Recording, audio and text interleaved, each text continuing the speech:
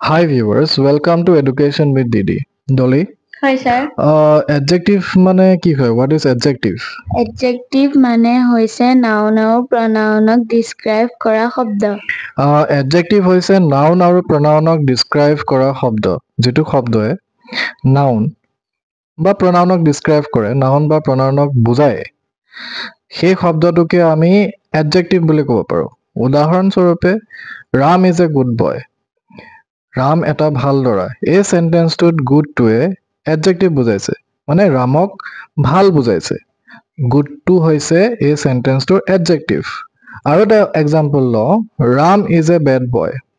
এই চেণ্টেন্সটোক ৰামক বেয়া বুজাইছে, মানে বেডটোৱে ৰামক বেয়া বুজাইছে, মানে বেডটো হৈছে এডজেক্টিভ।